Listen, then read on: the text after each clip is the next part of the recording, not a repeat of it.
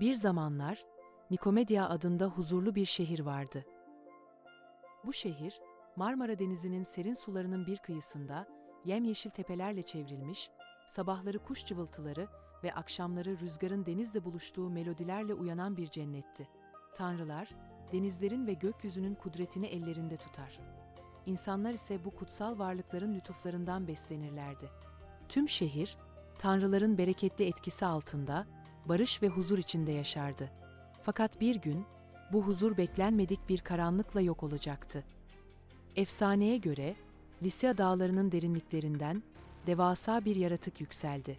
Adı Tityos olan bu dev, büyüklüğüyle dağları bile parçalayıp, denizlerin derinliklerinden göğe kadar ulaşan bir kudrete sahipti. Vücudu devasa, kolları ise dağlardan bile daha uzun ve güçlüydü.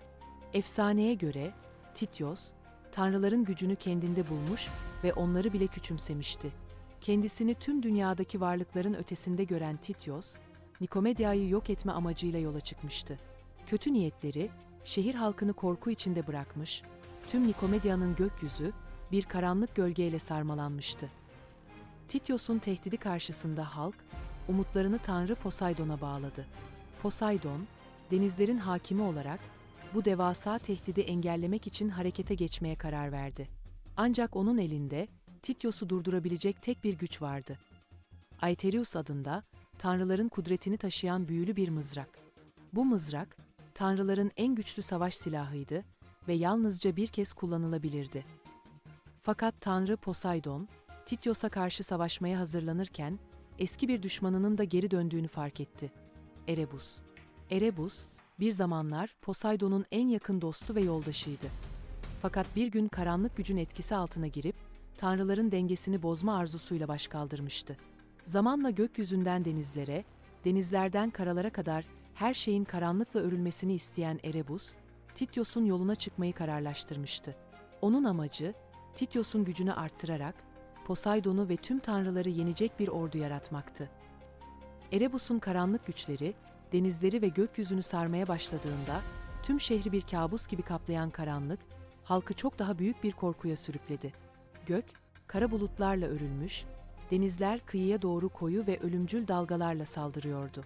Tityos, Erebus'un karanlık büyüleriyle güçlenmiş, Poseidon'a karşı korkusuzca saldırıyordu.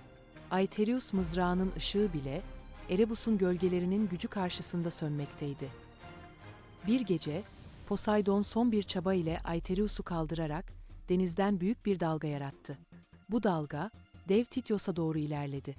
Fakat Erebus, karanlık gücüyle bu dalgayı dondurup Tityos'u korumaya aldı. Her geçen saniye, Nikomedia halkı için büyük bir yıkım anlamına geliyordu. Poseidon, Aetherius'un gücünü kullanarak Tityos'u yok etmeyi umuyordu. Ama Erebus'un müdahalesi her planı bozguna uğratıyordu.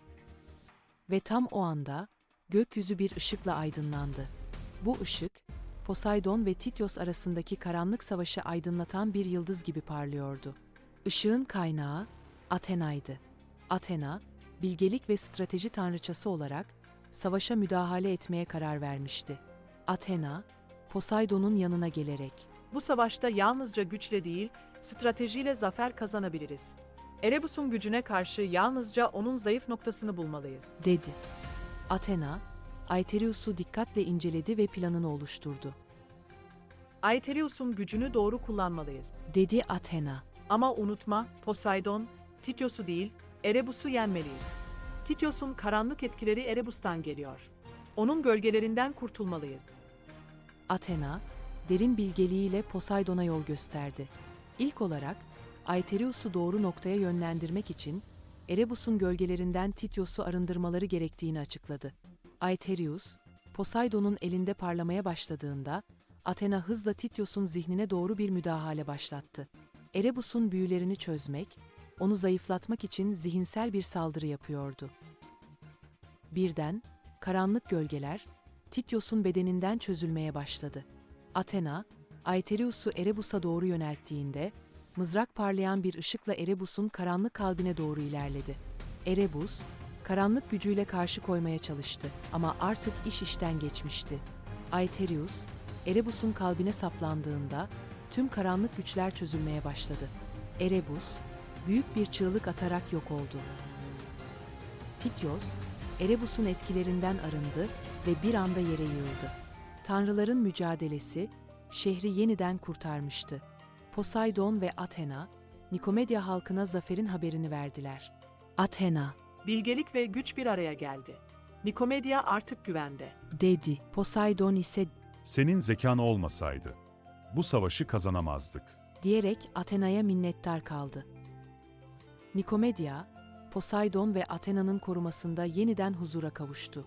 Şehir, tanrıların gücüyle yeniden inşa edildi ve yıllar sonra her yıl büyük bir festivalde Poseidon ve Athena onurlandırıldı. Bu destanı hatırlayan halk, barış ve sevgi içinde bir yaşam sürmeye devam etti. Nikomedya, hem tanrıların gücüyle hem de insanların birliğiyle yeniden yeşerdi.